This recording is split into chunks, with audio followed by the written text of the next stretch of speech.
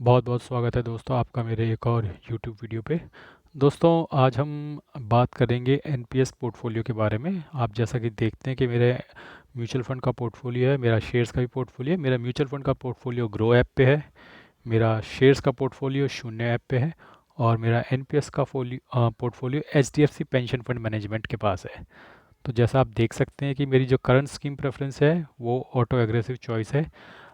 एक बार मैं ये सब चीज़ें इसलिए दोहरा रहा हूँ क्योंकि शायद कुछ लोग ये वीडियो पहली बार देखे होंगे, कुछ लोग पहली बार मेरे चैनल पे आए होंगे, तो वो कंफ्यूज ना हो जाए कि भैया ये कल तक तो म्यूचुअल फंड और शेयर्स के बारे में बताता था, आज अचानक से एनपीएस के बारे में क्यों बताने लग गया। तो भैया तीन जगह मेरा पैसा इन्वेस्ट है। एक म्यूचुअल फंड है, एक शेयर्स में है, एक एनपीएस में है, और बाकी जो थोड़ा बहुत बचा वो मेरे एफडी वगैरह में होगा बैंक अकाउंट में, वो तो अलग है। तो इन्वेस्टमेंट इन्हीं तीन जगह होती है। तो शेयर्स में क्विक प्रॉफिट बुकिंग करता हूँ मैं, फटाफट 5% के आसपास, थोड़ा बहुत ऊपर नीचे। और म्यूचुअल फंड्स में लॉन्ग टर्म इन्वेस्टेड रहता हूँ और थोड़ा बहुत पोर्टफोलियो में चेंजेस वगैरह करता रहता हूँ। कोई फंड अगर अच्छा परफॉर्म नहीं करता है तो उसे स्विच करके दूसरे में डाल देता हूँ। और एनपीएस ये तो लाइफ टाइम के लिए है जी, जब तक हम रिटायर नहीं होते। तो जो मेरा फंड है वो H D F C pension fund में है, और आप देख सकते हैं कि स्कीम 1 में 51% है, स्कीम 2 में 16% है, स्कीम 3 में 33% है। जो मेरी करंट वैल्यू है एनपीएस पोर्टफोलियो की वो है 5,50,910 रुपये।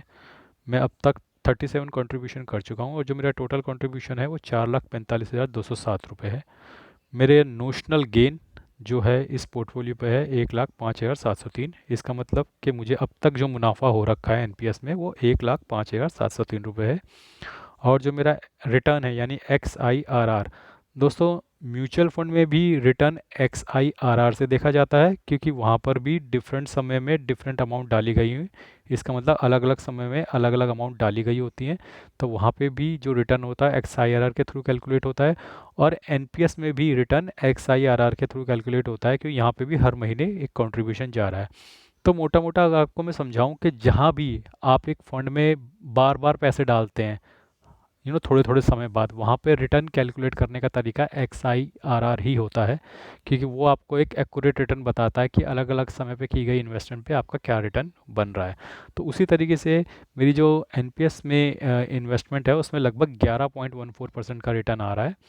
और थोड़े समय पहले तक ये 13% भी पहुंच गया था, लेकिन पिछले 2 महीने में जो फॉल हुआ है उसके बाद ये गिर के 10% भी पहुंच गया था, लेकिन अब दोबारा बढ़ के ये 11.14% हो गया है।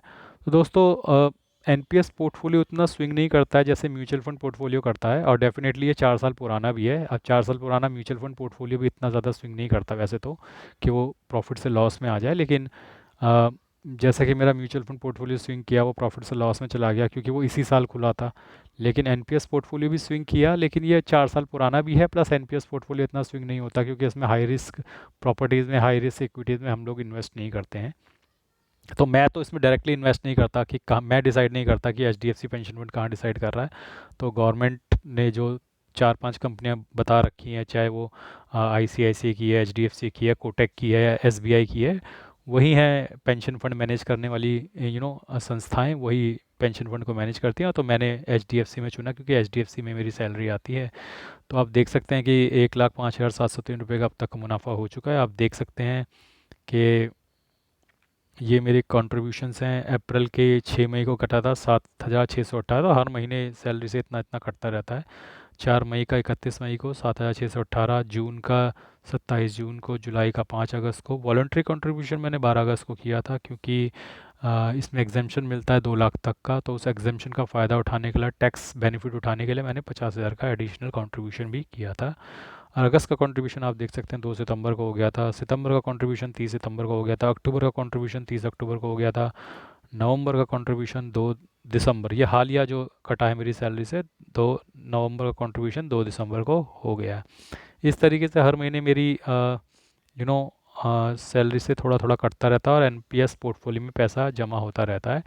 दोस्तों इसमें जो मैं रिटर्न टारगेट करता हूँ, जनरली ऐसा देखा गया है कि एनपीएस में 12 से 14% का रिटर्न आता है, बिल्कुल निफ्टी फिफ्टी जैसा रिटर्न आता है, जो कि एक अच्छा रिटर्न माना जाएगा। और एनपीएस काफ़ी हद तक सिक्योर्ड भी है और सेफ भी है। प्लस इसमें ज़्यादा छेड़छाड़ या छेड़खानी करनी नहीं चाहिए क्योंकि ये आपका रिटायरमेंट फंड है।